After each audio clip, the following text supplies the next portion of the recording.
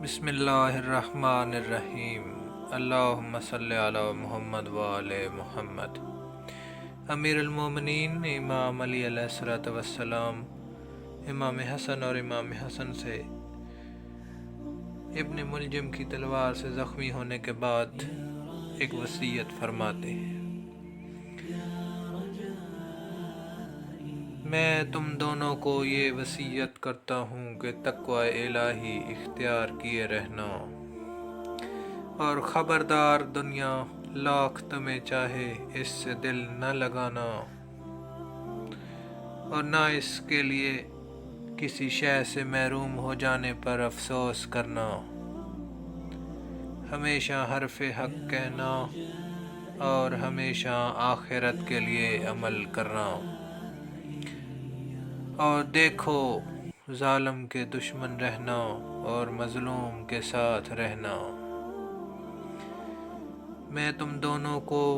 اور اپنے تمام اہل و عیال کو اور جہاں تک میرا یہ پیغام پہنچے سب کو وصیت کرتا ہوں کہ تقوی الہی اختیار کریں، اپنے امور کو منظم رکھیں، اپنے درمیان تعلقات کو سدھارے رکھیں، کہ میں نے اپنے جد بزرگوار سے سنا ہے کہ آپس کے معاملات کو سلجھا کر رکھنا عام نماز اور روزے سے بھی بہتر ہے۔ دیکھو یتیموں کے بارے میں اللہ سے ڈرتے رہنا، اور ان کے فاقوں کی نوبت نہ آ جائے اور وہ تمہاری نگاہوں کے سامنے برباد نہ ہو جائیں، اور دیکھو ہمسایہ کے بارے میں اللہ سے ڈرتے رہنا، کہ ان کے بارے میں تمہارے پیغمبر صلی اللہ علیہ وآلہ وسلم کی وصیت ہے، اور آپ سرکار برابر ان کے بارے میں نصیحت فرماتے تھے، یہاں تک کہ ہم نے خیال کیا کہ شاید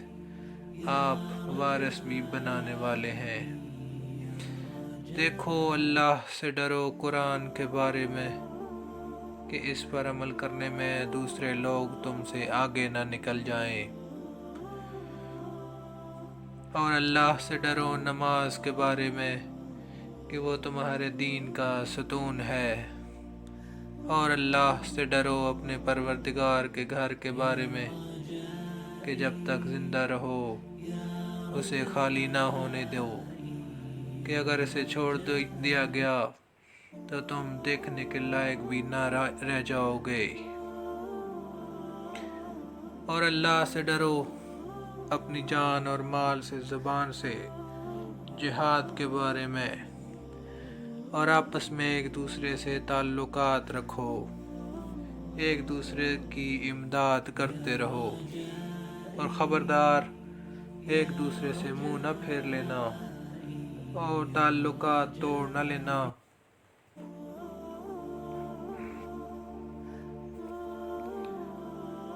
اور امر بالمعروف